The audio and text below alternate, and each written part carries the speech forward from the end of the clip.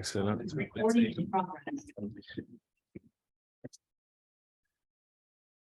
Bonsoir tout le monde, il est 19h30, on va commencer. C'est la séance extraordinaire pour l'adoption du budget, puis on va adopter le PTI dans la même séance. Je commence par reconnaître que la municipalité de La Pêche est située sur le territoire non cédé des Algonquins, Anishinaabe, intendant des terres, des rivières depuis des temps immémoriaux. And knowledge of the municipality of La Pêche is located on unceded, unsurrendered territory of the Algonquin and Anishinaabe, stewards of the lands and waters since time immemorial. Donc, si on peut juste descendre un petit peu, M. Derry. Donc, vous voyez juste le déroulement de la rencontre aujourd'hui. L'adoption de l'ordre du jour, présentation du budget et du PTI. Il y aura une période de questions. On va ensuite adopter le budget 2023, adopter le PTI et lever la séance. Puis, il y a une prochaine séance ce soir, une deuxième séance extraordinaire qui, elle, débutera à 20h15. Donc, si on termine avant, il y aura juste une petite pause là, avant que ça commence. Puis, si on termine après, on termine après, puis on commencera un peu en retard. Est-ce que j'ai un proposeur pour l'adoption de l'ordre du jour? Yes, proposé par M. Giroux, avec beaucoup d'enthousiasme, et appuyé par M. Lebel, Pierre Lebel. Oui. Est-ce qu'il y a des questions ou commentaires? Est-ce que tout le monde est d'accord? Oui. Oui, monsieur. Parfait. Oui, je vais le mentionner, oui. Donc, c'est adopté à l'unanimité. Il y a combien de personnes en ligne? Il y a 9 personnes. Bienvenue à tout le monde. OK, donc on va y aller avec la présentation du budget. Je vais avoir l'aide de mon collègue, M. Marco Derry. Ouais. Salut, Aziz. Aziz qui... Ça va. Je voyais le message dans le chat, là, Aziz. Je vous présente notre directeur des finances qui est là. Première séance avec nous, M. Aziz Lasseni, là, qui a rejoint les rangs de l'équipe à La Pêche là, il y a quelques semaines, là, juste à temps pour nous aider à boucler le budget. Puis un bon travail qui a été fait là, avec lui et toute son équipe. Là. Merci, M. Lasseni. Là. Merci à vous. Oui, là... OK. Donc, pour la présentation, en ce moment, on ne la voit pas sur... on ne la voit pas en ligne. Donc, juste... Parfait.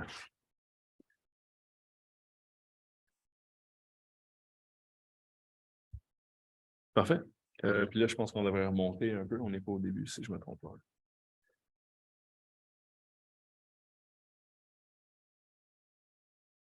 Oui.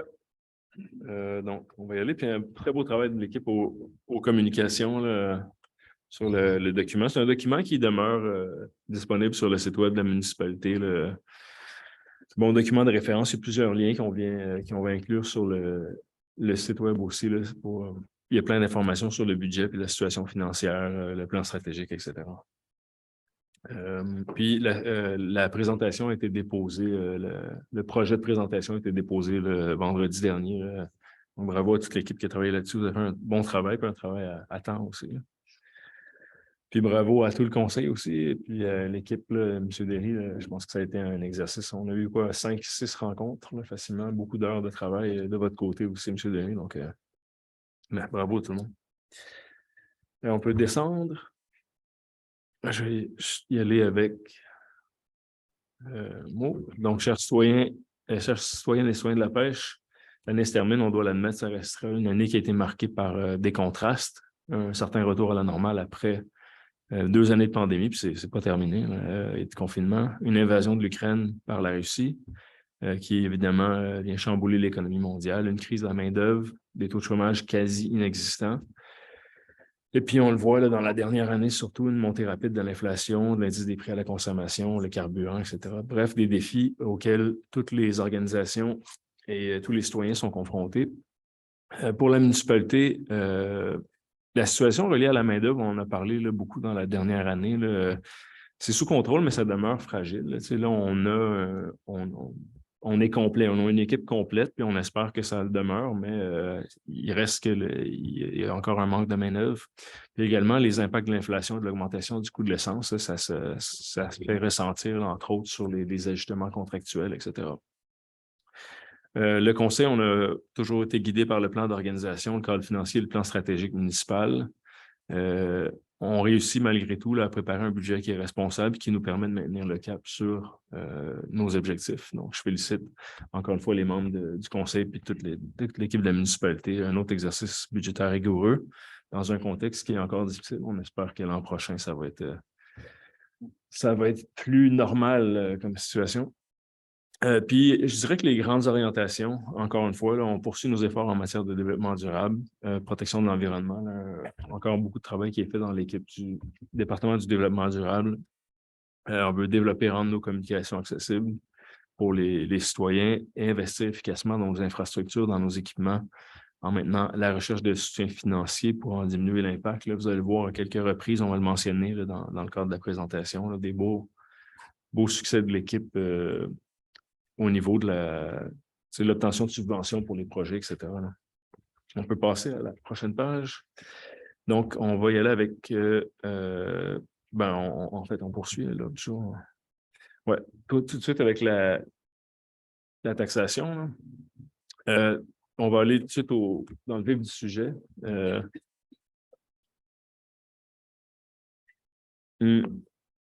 Pour boucler le budget, les augmentations, les variations qu'on voit, là, on le voit d'abord dans les tarifs et services, donc un maintien du tarif pour le soutien à la communauté de 40 $ par logement unifamilial. Matière résiduelle pour une résidence, c'est 280. On passe de 263 $ à 295 $. Une augmentation qui se traduit s'explique par le fait l'implantation du compost a commencé l'an dernier. Mais puis elle avait commencé l'an dernier en mai, donc ça s'était fait sur 8 mois, sur 12. Là, on l'implante évidemment sur toute l'année. Puis il y a aussi l'impact des ajustements de contrat pour l'essence. Donc, typiquement, la municipalité octroie un contrat, puis un montant, je dirais, un coût de l'essence indexé au contrat. Puis s'il y a des fluctuations en courant donné, que ce soit à la baisse ou à la hausse, il y a des ajustements. Puis dans la dernière année, on le sait, là, ça s'est traduit par des ajustements à la hausse. Au niveau de la prévention des incendies, on n'avait pas procédé à un ajustement là, systématique. Dans les quelques dernières années, là, on a ajusté. On passe de 65 et 25 à 77 et 80. Puis même chose au niveau de la sécurité civile. Donc la police, la MRC, le centre 911, la coordination au niveau des services d'incendie, là, de 120 et 25 à 134 et 31. Au niveau de la taxation sur la valeur foncière, ici, on ajuste en bout de ligne le conseil, on espère contrôler l'augmentation de la charge foncière, donc de la facture. Les taux, les tarifs, c'est une chose, mais nous, si on regarde en bout de ligne aussi, c'est l'augmentation globale de la facture. Donc, la variation du taux de 2022 à 2023 est très minime. Là. Vous voyez une augmentation de 0,66 %. Puis, c'est une augmentation qu'on a appliquée là, dans les 5 taux distincts, là, résidentiels, le 6 logements, le commercial, l'industriel et les entreprises agricoles enregistrées et les boisés, ceux qui ont des plans d'aménagement forestier. Là. Il y a quelques propriétaires de boisés forestiers reconnus à la pêche.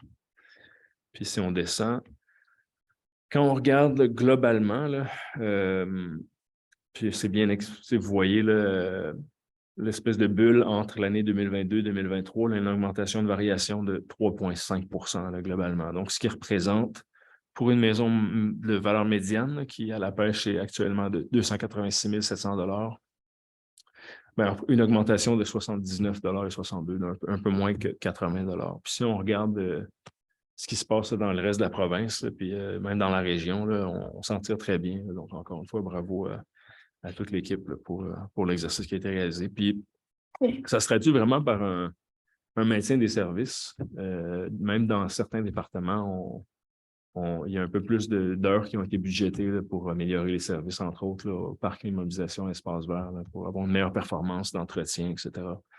Dans les parcs. Donc, encore une fois, bravo à tout le monde. On peut descendre. Comme à chaque année, je te rappelle, là, on a le fonds vert municipal ça représente 1 sou du 100 $ d'évaluation, des montants qu'on peut ensuite soit investir dans des projets qui sont d'origine municipale ou des projets qui proviennent de la communauté, soit des organismes reconnus, des entreprises, etc. Donc, la contribution totale depuis 2020, c'est 355 806 $, un total de 33 projets. Puis, en 2022, là, c'est 169 000 $ pour 12 projets. Vous avez un bref aperçu là, des projets soutenus cette année. Programme d'éducation forestière communautaire, protection et valorisation de la rivière La Pêche, campagne à l'école ou à vélo, je suis capable, projet de village nourricier, une étude d'implantation pour l'égout décentralisé à Sainte-Cécile. Bref, les 12 projets sont là. Puis, on peut y aller maintenant avec un sommaire du budget.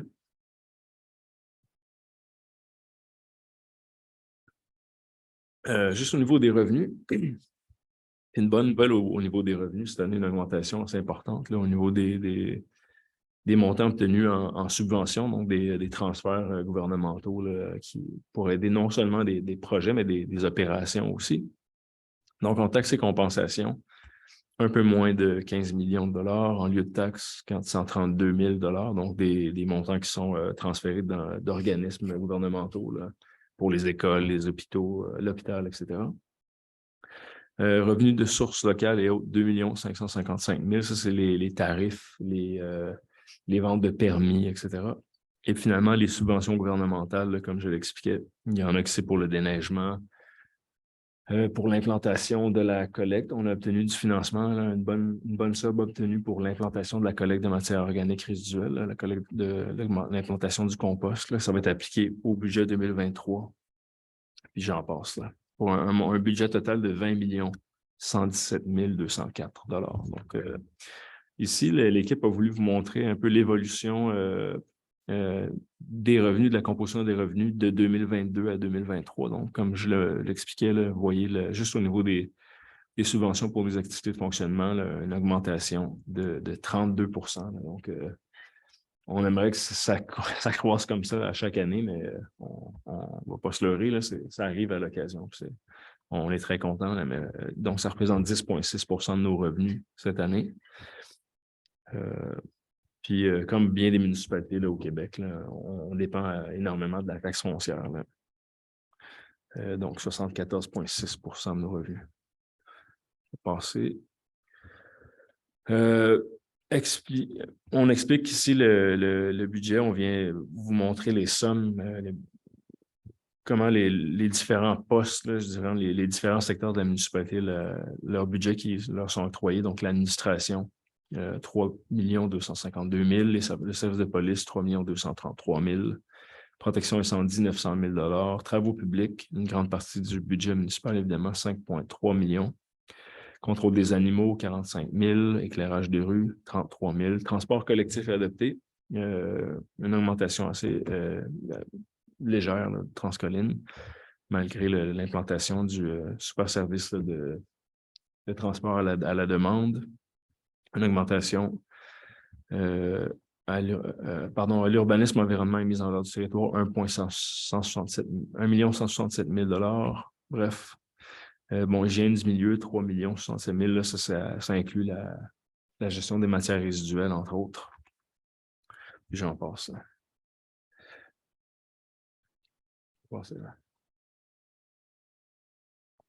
Donc, vous avez un graphique là, qui vient vous montrer à peu près comment sont divisés les différents départements de la municipalité.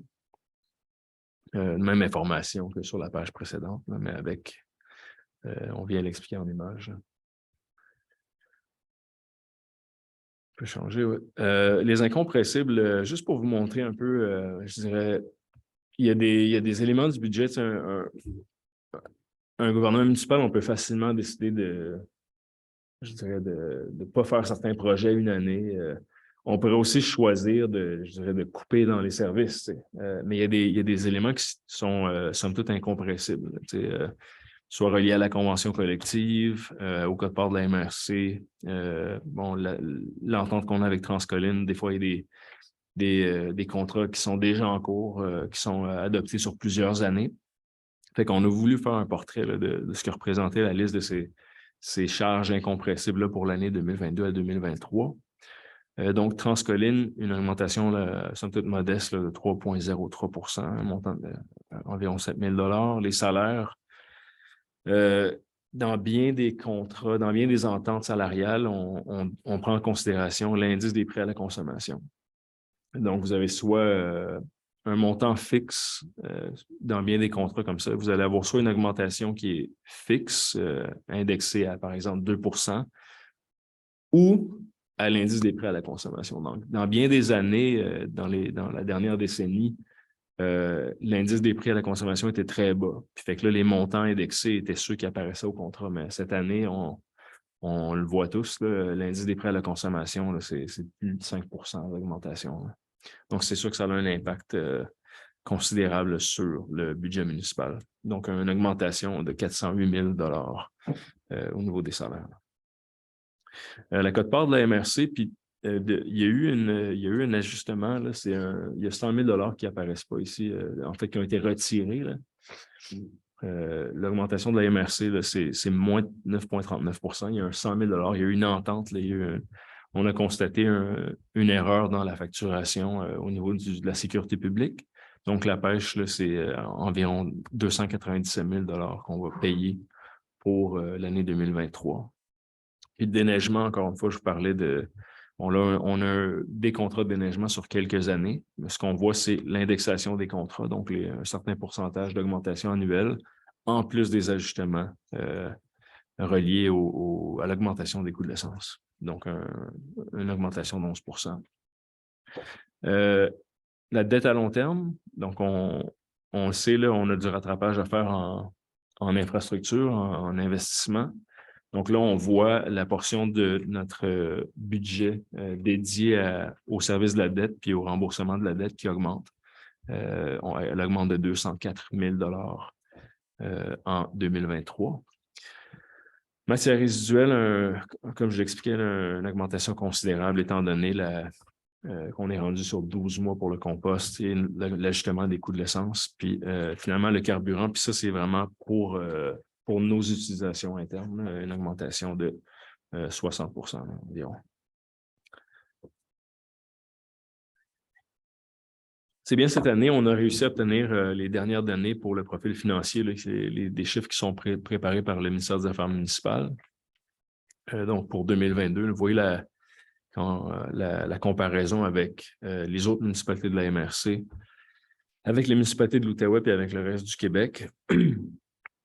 Donc, regardez la charge fiscale moyenne des ménages à la pêche, 2 154 $, 2 701 $ dans la MRC, en Outaouais, 2 446 $, puis dans le reste du Québec, 2 203 $. Ça inclut l'ensemble des municipalités des villes du Québec.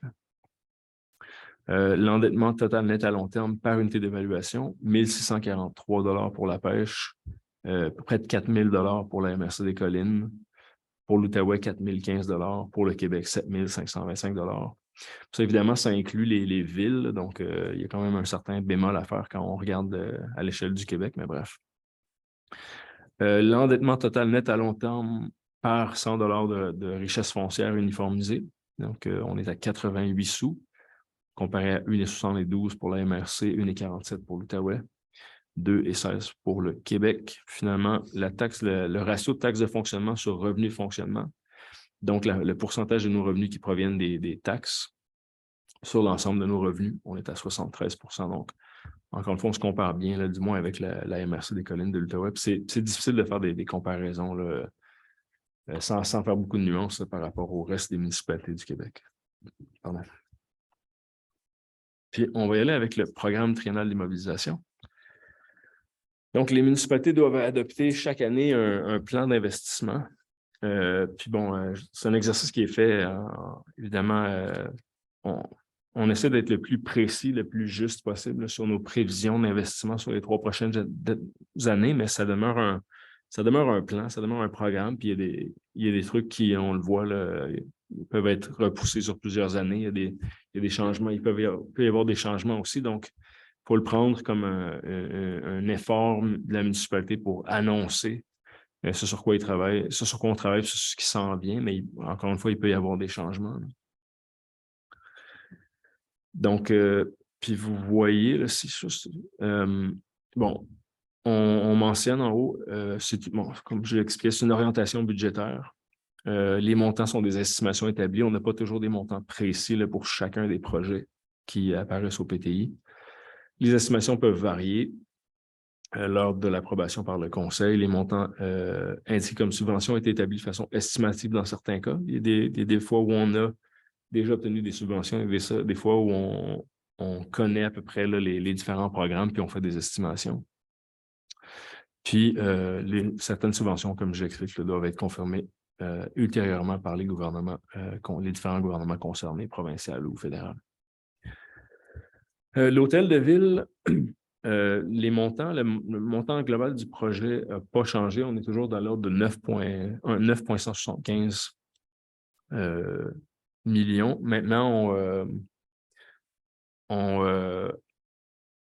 on vient revoir la cadence d'investissement parce que dans les faits, un projet comme ça s'étale sur plusieurs années. Donc, on va, à chaque année, on va aller, je dirais, financer, emprunter seules les sommes qui ont réellement été payées, là. Donc, on vient diviser le projet sur les 3 prochaines années. Et ensuite, on voit achat d'équipements informatiques. Donc, pour l'administration et les finances, vous voyez les différents totaux. Puis, sur chacune des pages du PTI que vous allez voir dans la présentation, vous voyez les montants. Dans le cas de l'Hôtel de Ville, il y a des subventions qui ont déjà été confirmées, puis des subventions qui sont qu'on espère seront confirmées là, prochainement. Là. Donc, pour un projet global, sur le 4,5 ou 4,6 millions en 2023, là, déjà, on estime qu'on recevra 2,47 millions. On peut passer à la prochaine page.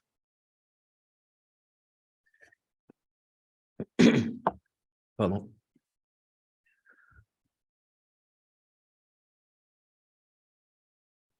Ouais, un peu d'investissement dans les égouts de Wakefield. Pardon. Les réparations de composants de sécurité, inspection de caméras.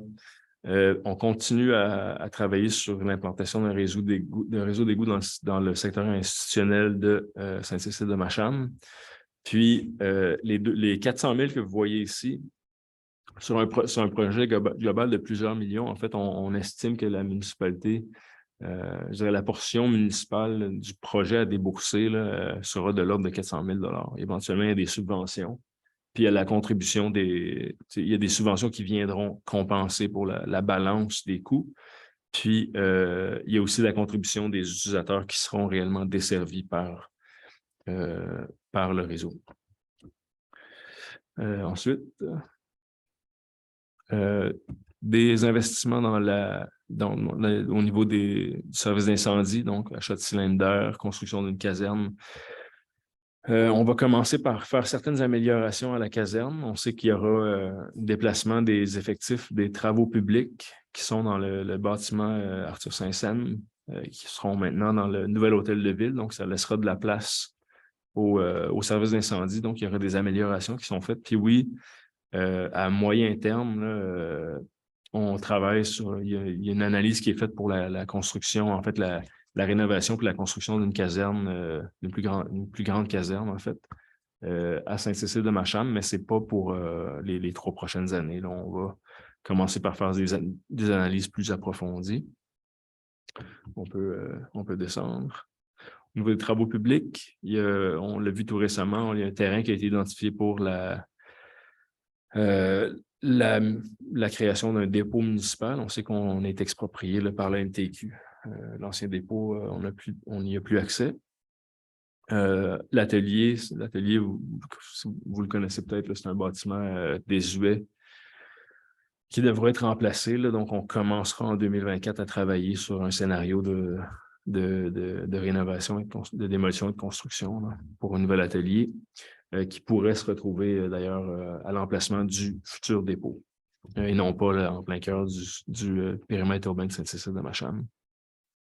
On voyait différents investissements pour des équipements, des véhicules, et puis pour les travaux routiers, là, des montants là, qui oscillent de l'ordre de 8-9 millions dans les prochaines années. Là. Beaucoup de rattrapage à faire au niveau de nos routes, puis beaucoup de subventions qui ont été obtenues aussi là, vous le voyez, là, juste pour 2023, c'est 5 millions qui sont de subventions. La TEC, c'est une autre subvention aussi de près d'1 million. Et puis le Fonds carrière sablière.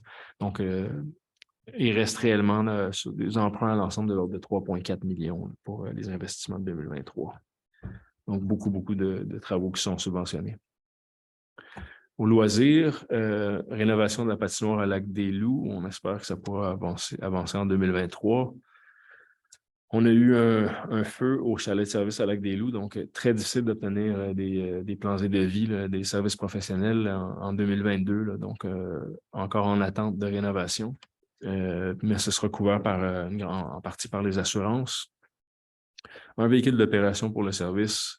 Revitalisation du pont Gendron. Il faut faire plus d'études d'abord pour déterminer l'ensemble des besoins, puis essayer de se qualifier pour le plus de subventions possible. Mais on sait qu'on doit peinturer, revoir les approches du pont Gendron, certains équipements de sécurité à installer aussi.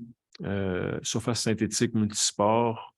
Encore une fois, il y a eu des délais là, cette année hautement reliés à la disponibilité des services professionnels, mais c'est un projet pour lequel on a eu déjà confirmation d'une grande subvention. Là, je pense que c'est de l'ordre de près de 300 000 $. Puis des améliorations, là, somme toute minimes au complexe sportif de la pêche. On peut poursuivre.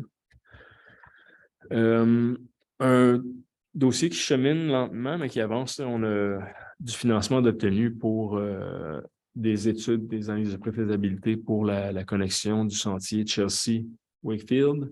Éventuellement, on va vouloir rejoindre la véloroute des Draveurs au nord aussi. Un projet qu'on pense pouvoir en fait financer à 100% là, par des subventions, soit fédérales ou provinciales. Revitalisation du parc Monette qui avait commencé en 2021, si je ne me trompe pas, puis des aménagements au parc central. Encore une fois, il y a des sommes qui ont été obtenues là, pour des sentiers, etc. Et, puis justement,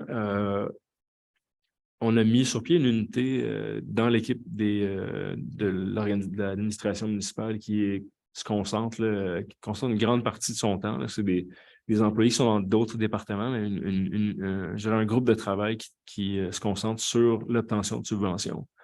Donc, il offre des services, dans le fond, à l'ensemble des services municipaux. Donc, c'est une équipe qui vient assister tous les différents départements de la municipalité pour maximiser les chances qu'on a d'obtenir des subventions pour des projets. Là. Puis ça fonctionne très bien jusqu'à maintenant. Puis on l'a vu, là, tant au niveau du financement pour des projets, mais aussi pour le financement de certains services. On a obtenu des bons montants en subventions cette année, donc on ne lâche pas. Là. Félicitations à Mme Schnob et son équipe, là, Mme Patricia de Grandpré aussi, Mme Chloé, qui travaille sur tout je dirais cette initiative-là, puis ça porte fruit, là, on le voit dans les dernières années. Là. On le fait à chaque année, on fait un bilan d'utilisation de nos règlements d'emprunt, puis ceux qui sont appelés parapluies ou décrits en termes généraux des règlements d'emprunt, il y en a certains qui touchent différents services, d'autres qui sont vraiment uniquement pour les travaux publics, là, la réfection d'infrastructures routières, etc. Donc, le tableau que vous voyez, c'est la limite autorisée par règlement d'emprunt, les dépenses avant 2022, les dépenses qui ont été assignées au règlement d'emprunt en 2022, donc les soldes disponibles. Puis je répète que les règlements d'emprunt ne sont pas systématiquement utilisés au complet. Là. Il arrive des fois qu'on a réalisé l'ensemble des dépenses qui étaient prévues au règlement d'emprunt puis qu'on vient abroger le règlement avant qu'on atteigne sa limite autorisée. Là. Mais comme à chaque année, on vous donne un aperçu là, des sommes affectées en 2022. Puis si on regarde au prochain tableau, vous voyez, donc il y a 1 420 000 qui ont été affectés à différents règlements d'emprunt en 2022. Puis un solde disponible là, théorique là, de 6 612 000 pour les différents règlements d'emprunt qui sont actuellement actifs, là, je dirais, à la pêche. Et puis, on peut y aller avec la période de questions. Donc là, ici, malheureusement, on est seul à la salle des jardins. Il n'y a aucun citoyen qui s'est joint à nous pour l'adoption du budget, mais on est très heureux de prendre des questions des gens en ligne, là, s'il y en a. Oui, bonjour, M. Boyer, je vous écoute. Par contre, je vous entends toujours pas, là. OK, ça ne sera pas long.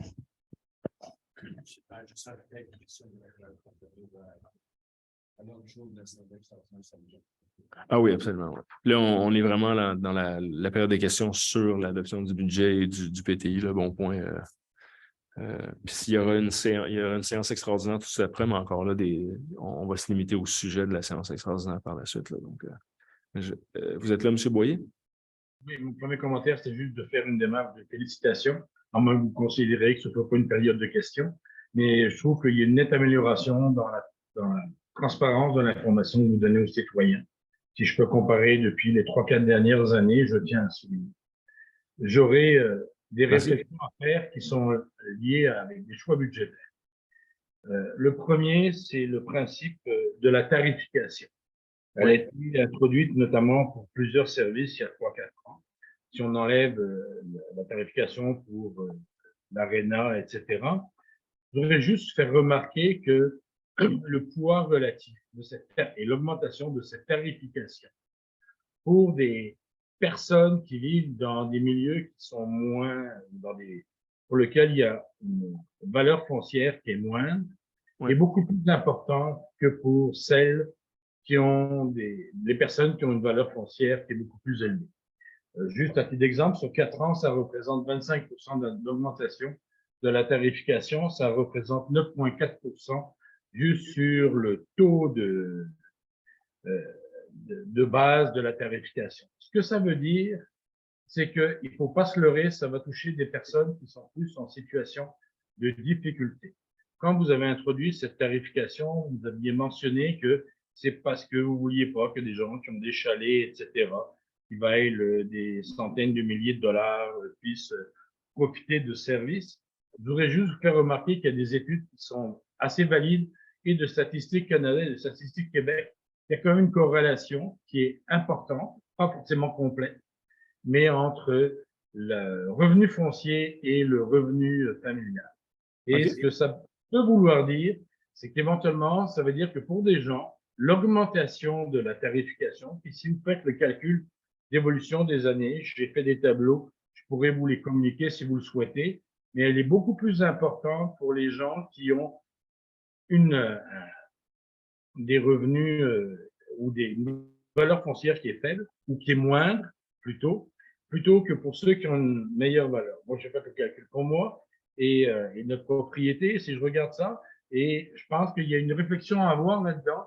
Est-ce que ce mode de gestion de la contribution des citoyens à la municipalité ne risque pas de faire qu'on va se retrouver surtout avec une municipalité de gens qui ont des moyens et moins accessible à des personnes qui en ont moins.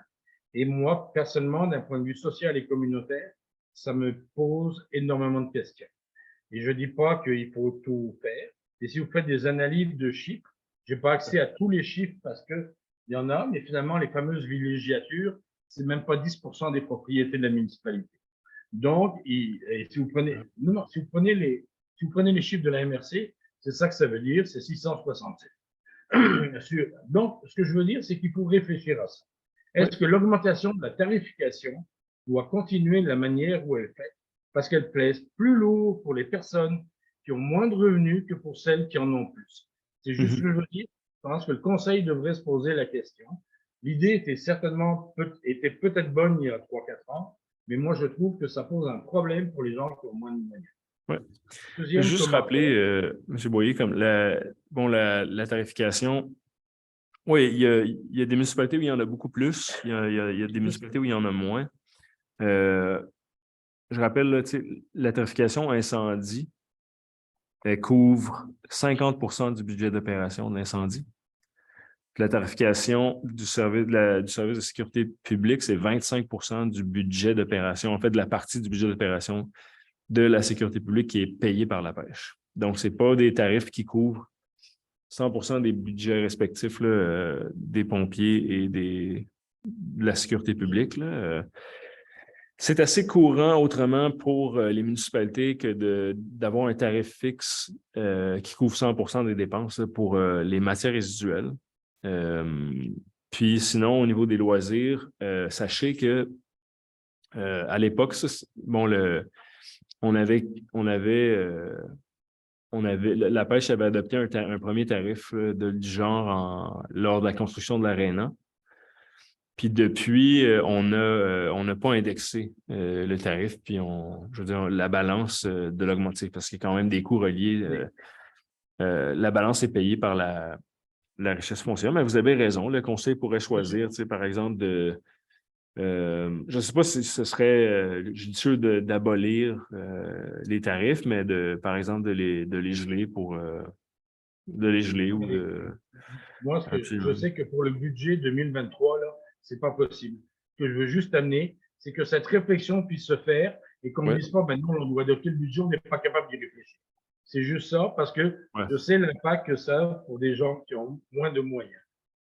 C'est le premier élément que je pense que ça mérite sérieusement d'être réfléchi. Quand vous regardez les données statistiques et les analyses statistiques qui peuvent être faites, ben ça revient, c'est beaucoup plus pesant pour des gens qui ont moins de moyens que pour des gens qui ont plus de moyens. Donc, est-ce que c'est ça que la municipalité veut être dans plusieurs années? Une municipalité où il y a juste des gens qui ont des moyens pour être capables d'y être. Il y a d'autres municipalités aux alentours qui ont fait un peu ce choix-là et on voit ce que ça donne. Alors, je ne veux pas juger, mais je pose la question et vous avez 1 an, dans le fond, pour y réfléchir.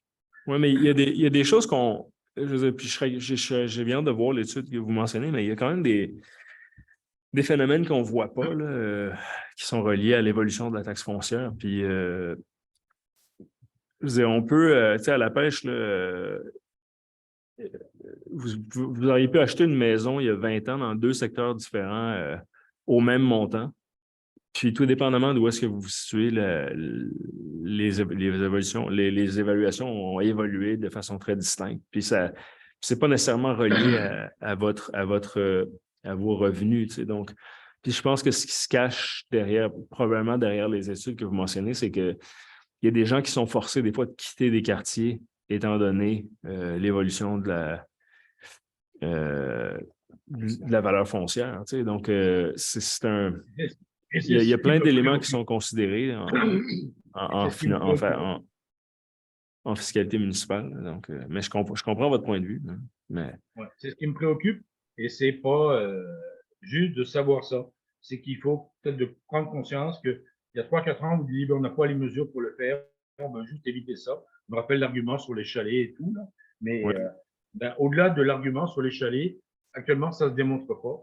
Donc, moi, quand je fais des analyses statistiques à partir de vos propres données, les données de la MRC, et quand je fais la revue de la littérature et les commentaires que font la Fédération des municipalités ou des MRC, etc., ils vont exactement dans le sens de ce que je vous dis. Il y a des questions à avoir sur le genre de taxation qu'on veut avoir pour éviter qu'on ait des municipalités qui deviennent juste pour un certain groupe de population et puis pour d'autres. C'est juste ça. Merci.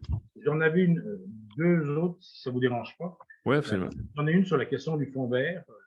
Oui. Je trouve qu'après 3 ans d'investissement, il y a 435 000 $ d'engagement, même s'il y a 355 000 de dépensés ou quelque chose comme ça. Ce serait peut-être bien d'avoir une évaluation d'impact du fonds vert. J'ai demandé à la municipalité, à la personne qui était responsable de l'information, est-ce qu'il y a un programme d'évaluation et d'évaluation d'impact du programme? J'ai reçu des documents qui m'ont donné des évaluations d'activité de projet. C'est pas ça la question. Est-ce que dans le fond, la vraie question, est-ce qu'avec le fonds vert, on atteint les objectifs qu'on voulait avoir quand on veut le faire? Je pense, et cette année, vous êtes encore en surplus, ça se voit dans les états financiers de 2021, de 2020, etc. Est-ce que ce ne serait pas pertinent d'investir un peu d'argent pour avoir un bon protocole d'évaluation d'impact du programme, d'impact du programme versus les sommes qui sont allouées? Parce qu'il demeure que c'est de la taxation. Mon troisième commentaire. Je comprends. On pourrait se poser la même question. Puis moi, je ne suis pas certain. D'abord, en 2023, il y a quand même la municipalité là, elle-même, il y a il y a une biologiste qui travaille pour nous actuellement, puis il y a 3 à 4 projets municipaux d'envergure qui devraient débuter en 2023. On l'espère. Puis, je veux dire, on pourrait se poser la même question. Tu sais, la municipalité, on a un fonds de 140 000 par année, puis aux organisations du territoire, pour faire des événements ou pour financer des initiatives communautaires, la popote roulante ou bien des festivals, etc. Est-ce qu'on pose des questions? Est-ce que vous pensez qu'on devrait faire une étude des coûts-bénéfices à ce niveau-là aussi? Je veux dire, je pense que ce qui est important, il y a Pour des moi, tout à objectifs. fait. À partir du moment où on taxe les citoyens, on Ouais. devrait être capable de dire ce que l'on a fait, ça donne effectivement cet élément-là. Moi, j'ai aucun problème qu'on le regarde sur l'ensemble des choses. C'est juste que pour l'évaluation du fonds vert, c'est basé sur la valeur de la propriété. Donc, c'est clairement une taxe à l'intérieur de ça. Ah, c'est un sous du 100 d'évaluation. Donc, contrairement à un tarif, c'est évolutif. Elle est nommée comme ça et vous le nommez comme ça. Moi, ce que je dis, est-ce qu'on peut se poser la question? C'est ma troisième élément, ce qui est bien, vous faites des comparaisons. C'est juste dommage qu'il y avait une colonne qui manquait, c'est la colonne de comparaison avec des municipalités comparables dans les données du portrait financier qui a été produit par le ministère des Affaires municipales, parce que la colonne qui manquait, elle est aussi assez intéressante à avoir. Ce serait bien, par transparence, de l'avoir dans votre présentation. C'est tout. Moi, j'ai pas connu, je sais pas, est-ce que c'est... Moi, ça me dit rien, en tout cas, ce que vous mentionnez, là. Moi, le rapport qu'on nous présente à chaque année, là, en fait, les colonnes qu'on nous présente à chaque année, c'est celles qui sont... Non, il en Je manque ne sais une. pas s'il y en a une autre. Oui, Non? il en manque une. C'est celle de la classe de population. C'est-à-dire qu'il compare votre municipalité à celle des autres qui ont des éléments comparables. Et il y en a une pour l'année 2001. La classe de population, c'est 271 et pour l'année 2022, c'est 292. Alors, OK, si je ben, prends je vais juste me renseigner. l'exemple, Je vais me renseigner, mais ça me dit rien. bon, c'est dans les documents publics que vous avez publiés. OK. Merci. Je ne sais pas si... OK. Il est 8h13. Parfait. Donc, on va y aller. En fait, bref, là, merci aux gens qui étaient avec nous ce soir là, pour la présentation du budget. Le document est en ligne, là, va demeurer en ligne sur le site web là, dans la portion finance, budget. Vous allez voir l'ensemble des derniers budgets avec la présentation des liens vers les documents pertinents. Et puis, encore une fois, félicitations. Je sais que c'est toujours une année... Je pense que la période budgétaire pour une organisation municipale, surtout quand on n'avait pas de directeur des finances pour une bonne partie de l'année, il y a quelqu'un qui est venu travailler avec nous. Ensuite, elle nous a quittés pour une autre municipalité en cours d'année. On a fait un bon bout d'année sans direction aux finances. Puis je dirais que les départements ont travaillé fort. Puis il y a des gens qui ont fait beaucoup d'heures au mois de novembre et décembre pour réussir à boucler le tout. Là. Donc, félicitations encore une fois à toute l'équipe. Aziz et Mme Schnob.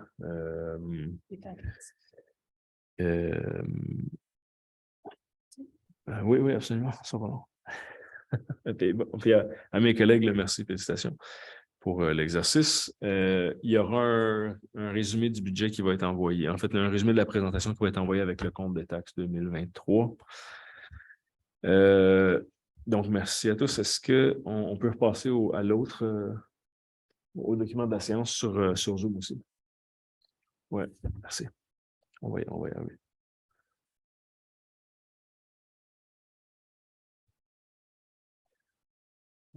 Donc, on peut descendre. Donc, en vertu de l'article 954, le Conseil doit adopter son budget avant le 31 décembre. Donc, est-ce que j'ai un proposeur pour l'adoption du budget proposé par Mme Pam Ross, appuyé de M. Daniel Meunier? Est-ce qu'il y a des questions ou commentaires? Non. Est-ce que tout le monde est d'accord? Oui. Donc, c'est adopté à l'unanimité. Et pour l'adoption du PTI, encore une fois, on doit l'adopter au plus tard le 31 décembre. L'an prochain, on espère l'adopter en septembre. Septembre, octobre, ce serait pas mal bon. Là. Est-ce que j'ai un proposeur proposé par M. Gervais, appelé M. Giroux? Questions, commentaires? Est-ce qu'il y a des... tout le monde est d'accord? Oui. Donc, c'est adopté à l'unanimité. Et c'est ce qui termine, c'est ce qu'on vient d'épuiser lors du jour. Donc, la séance est levée, il est 20h16. Puis, on peut tout de suite ouvrir la prochaine séance. Parfait, bon timing. J'ai parlé juste assez longtemps. C'est bon. C'est bon. Pas besoin de pause. J'ai parlé juste assez longtemps. C'était fait exprès. C'est ça. Excellent. Donc, on va...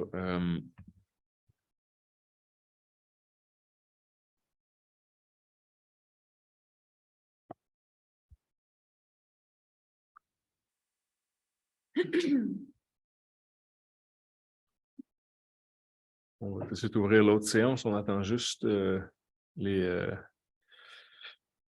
documents apparaissent à l'écran.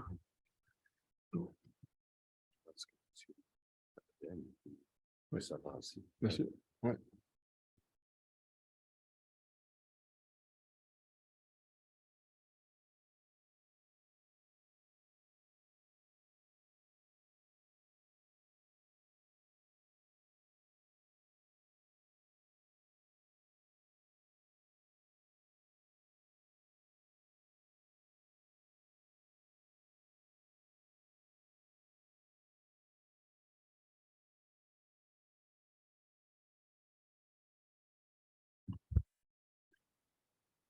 Ce ne sera pas très long. Parfait. Et maintenant, on ouvre donc, en gros, là, on doit faire 2 séances distinctes. Le budget et le PTI doivent être adoptés dans une séance dédiée uniquement à leur adoption. Donc là, on y va avec la séance extraordinaire. La prochaine séance, ça va être le 9 janvier. La séance extraordinaire sera lundi, le 9 janvier 2020. La prochaine séance ordinaire, oui, sera le 9 janvier 2023. Là, donc, on a ce soir une autre séance extraordinaire, quelques dossiers là, à clore avant la fin de l'année. Donc, on peut juste descendre, montrer l'ordre du jour. Il y a un participant dans la salle. Il y aura la période des questions, ensuite des documents déposés et puis quelques résolutions. Vous allez voir plus bas. Avis de motion pour un projet pour fixer le taux de taxe foncière, modifier l'annexe du règlement sur les différents tarifs applicables aux biens, services, équipements. Programme d'aide à la voirie locale, du financement là, du député, en fait, pour des travaux de voirie et 3 dossiers en ressources humaines, puis la création d'un comité intermunicipal pour la mise sur pied d'un regroupement de gestion des matières résiduelles. Est-ce que j'ai un proposeur? Proposé par M. Pierre Lebel, appuyé de M. Daniel Meunier. Questions, commentaires? Non. Tout le monde est d'accord? Oui. Donc, c'est adopté. Et puis, on va tout de suite y aller avec la période de questions. Est-ce que vous avez une question? Oui. Pouvez-vous juste prendre le micro? Oui, s'il vous plaît. Juste, il y a des gens sur Zoom, donc ils vont mieux vous entendre. Oui, allez-y. Ouais.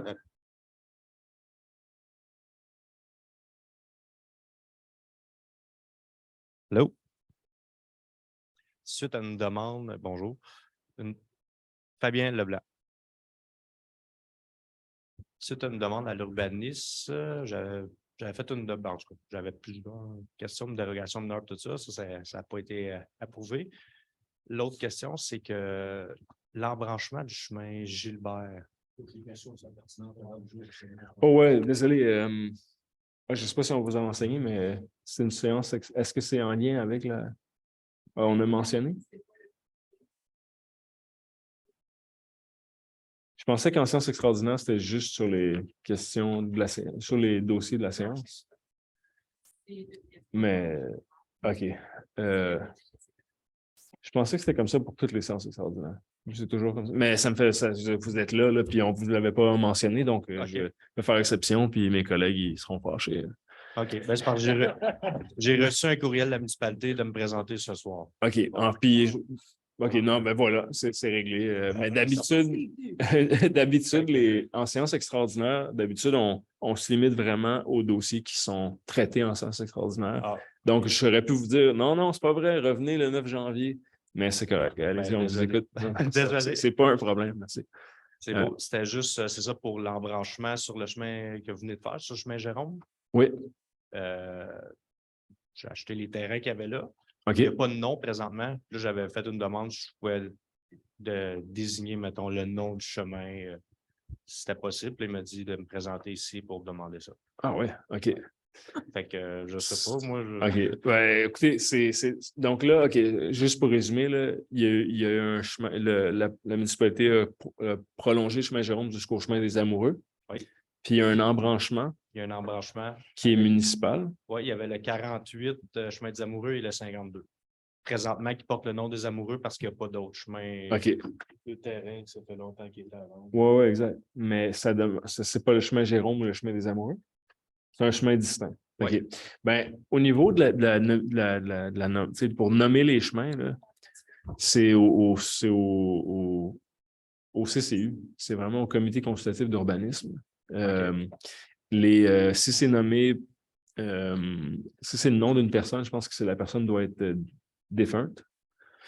Il y a quelques conditions comme ça, mais c'est pas ici. En fait, c'est vraiment pas au conseil. Donc, on s'assurera de mentionner à la personne qui vous a renseigné. On est en erreur d'abord. Oui, absolument. Non, c'est vraiment au comité consultatif d'urbanisme. C'est une demande. Monsieur Derry, vous aviez un... Non, c'est ça. Hein. C'est que c'est... Mais... Ben, c'est ça que j'avais fait. Là, on s'est fait quelques échanges. Là. OK. C'est vraiment... avec vous. OK, ouais. C'est une erreur. Là. Il n'y a pas de problème. OK. Ben, merci d'être venu nous voir. Puis vraiment désolé là, du. Ouais. Parfait. Donc, est-ce qu'il y a des questions, encore une fois, là, en lien avec l'ordre du jour? Non? OK. Parfait. Donc, il n'y a pas de questions. La période se termine à 20h22. Parfait. Donc, document, correspondance, information. On fait juste une mise à jour. Là, il y a eu de l'avancement dans le PPU de Macham, donc de Saint-Cécile de Macham. Il y a le rapport d'accompagnement. Il y a encore des sections à compléter, là, mais on espère que ce sera vraiment complété dans les prochains mois, là, en début d'année. Un échéancier révisé aussi qui est déposé. Ensuite, un avis de motion, règlement 23-840 pour fixer les taux de taxes foncières comme on vous les a présentés là, juste avant dans la séance d'adoption du budget. Est-ce que j'ai un conseiller qui peut donner un avis de motion? Monsieur Richard Gervais donne un avis de motion. Puis on dépose le projet de règlement. Le projet sera adopté là, le 9 janvier à la séance ordinaire. Est-ce que... Parfait. Modification de l'annexe du règlement 15-683. Ça, c'est les différents tarifs ou coûts qui sont chargés, par exemple, pour une dérogation mineure, pour l'obtention d'un permis, etc.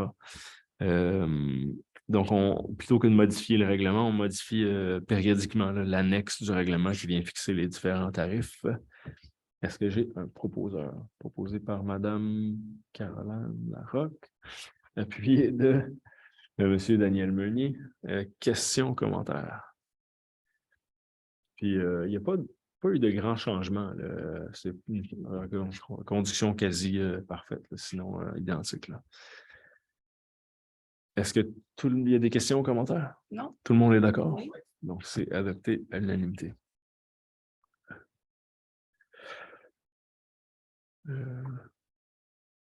OK.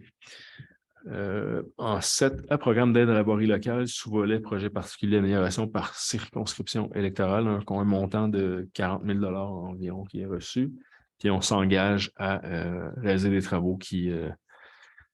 on est rendu où, là? OK. Ouais.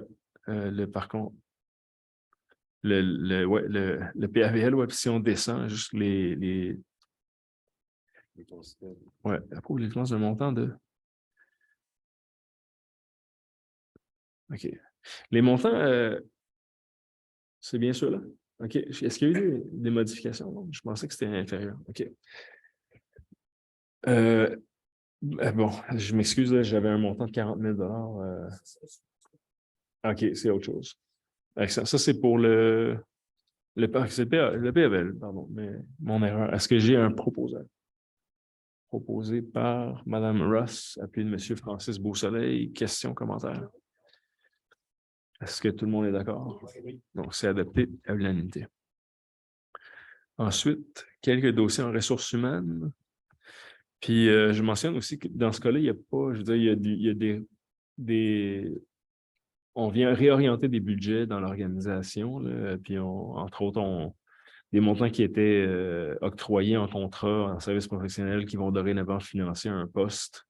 Il y a eu des changements. Il y a quelqu'un qui passe du département de Parc Espace Vert qui s'en va vers les travaux publics, mais il n'y a pas d'ajout, c'est pas la création de poste ou l'ajout de poste. C'est vraiment juste une restructuration. D'abord, la nomination d'un chef planification des infrastructures au sein de la direction des travaux publics, M. Alain Bourgeois. M. Alain Bourgeois, qui est ingénieur, ancien directeur des travaux publics à la municipalité de Pontiac. Il y a eu on voit beaucoup de retard là, dans les 2 dernières années en service professionnel. Donc, on est en train de se monter une équipe pour réaliser à l'interne les plans et devis puis les documents nécessaires pour aller en appel d'offres. Même des plans, carrément des plans, là, si on fait des travaux d'infrastructure, avoir une équipe technique à l'interne parce que les délais sont rendus, les délais et les coûts là, sont rendus vraiment impossibles. Est-ce que j'ai un proposeur? Proposé par M. Beausoleil, appuyé de M. Meunier. Est-ce qu'il y a des questions ou commentaires? Oh. Pardon? Est-ce que tout le monde est d'accord? Oui. C'est adopté à l'unanimité. Non, il y avait un problème sur l'écran. Là. OK, c'est M. Desjardins. M. Beausoleil, M. Meunier. Oui. C'est bon. On descend. Ensuite, nomination d'un chargé de projet service des travaux publics, M. Maxime Renaud. Donc, M. Renaud qui était contremaître, qui va dorénavant aller comme chargé de projet. Il est technicien en génie civil, là, donc pour la réalisation de plans, etc. Documents techniques. Est-ce que j'ai un proposeur proposé par M. Pierre Lebel, appuyé de Mme Pamela Bruss? Est-ce qu'il y a des questions ou commentaires? Est-ce que tout le monde est d'accord? Oui. Donc, c'est adopté à l'unanimité. Finalement, nomination d'un contremaître, direction des travaux publics, M. Anthony Henriquez. Bon, M. Henriquez qui était au parc Immobilisation et Espace Vert, qui va dorénavant aller être contremaître aux travaux publics. Il fait un excellent travail, bien apprécié de ses collègues. Est-ce que j'ai un proposeur proposé par M. Giroux, appuyé de M. Pierre Lebel? Est-ce qu'il y a des questions ou commentaires? Non, ça va. Tout le monde est d'accord? Oui. Donc, c'est adopté à l'unanimité. Finalement, la création d'un comité intermunicipal pour la mise sur pied d'un regroupement de gestion des matières résiduelles, municipalité de Cantley, Chelsea et La Pêche. Donc, on a la municipalité de La Pêche, on a pris l'initiative, mais on a été appuyé avec 3 municipalités de la MRC des Collines, Cantley, Chelsea et Pontiac, donner un mandat à la firme Stradier pour évaluer différents scénarios de regroupement. Pour optimiser la gestion de la matière résiduelle, avoir soit une approche intermunicipale. Là, donc, on regardait surtout la mise en commun de contrats. On a obtenu le rapport en octobre 2022, c'est concluant. Là, je dirais qu'il y a eu différents scénarios d'analyser. Un scénario avec un regroupement, le statu quo, un regroupement à 4 puis un regroupement à 3. Là, donc, un avec Pontiac, l'autre excluant Pontiac, donc avec Cantley, Chelsea et La Pêche. Puis, la firme considère que c'est le scénario le plus optimal, des économies intéressantes là, qui sont possibles. Donc, les prochaines étapes, c'est la mise sur pied d'un regroupement. Dans la mise sur pied d'un regroupement, c'est la création d'un comité intermunicipal pour conduire les démarches de regroupement, procéder à la nomination d'une municipalité mandataire à l'appel d'offres public, puis la rédaction d'une entente intermunicipale. Si c'est correct, j'aimerais proposer la résolution. Est-ce qu'on pourrait avoir un appui unanime, par exemple? Oui. Excellent. Donc, je propose que la municipalité de La Pêche confirme son intérêt à poursuivre les démarches qui mèneront à la mise sur pied d'un regroupement. On supporte la création d'un comité intermunicipal. Et plus bas, je pense qu'il y a quelques autres résolus. On mandate la direction générale à nommer un ou des représentants de La Pêche, puis ce sera vraiment des gens de l'administration, et non pas des élus. On informe les municipalités de Cantley, de Chelsea et La Pêche qu'on se porte volontaire pour être la municipalité mandataire à l'appel d'offres public. On confirme aussi notre intérêt que dans les différents scénarios analysés, on regarde la possibilité de se doter d'une partie ou de l'ensemble des effectifs nécessaires à ce qu'on réalise, on offre le service en régie interne. Donc, par exemple, que la municipalité puis le regroupement se dotent de camions puis d'employés pour faire la collecte ou une partie de la collecte du moins. Là. Puis on transmet une résolution aux municipalités de Cantley, Chelsea, à la MRC des Collines, puis aux entreprises de collecte des matières résiduelles qui sont actives en Outaouais. On l'a vu, là, il y a La Pêche, mais aussi d'autres municipalités là, dans la région qui ont vu une augmentation considérable des tarifs. Puis pendant ce temps-là, il y a quelques exemples de regroupements intermunicipaux dans la MRC au nord qui fonctionnent bien. Il y a des municipalités de notre MRC qui se sont dotées au fil d'année de camions là, pour la collecte. Donc, on va regarder ce qu'on peut faire en travaillant ensemble. Est-ce que des questions ou commentaires? Est-ce que tout le monde est d'accord? Oui, c'est adopté à l'unanimité. Et là-dessus, la séance est levée. Il est 20h31. Je vous souhaite à tous joyeuses fêtes et un bon début d'année 2023 en espérant que l'année 2023 va être plus lumineuse que la précédente ou les précédentes. Ça ne va pas dire.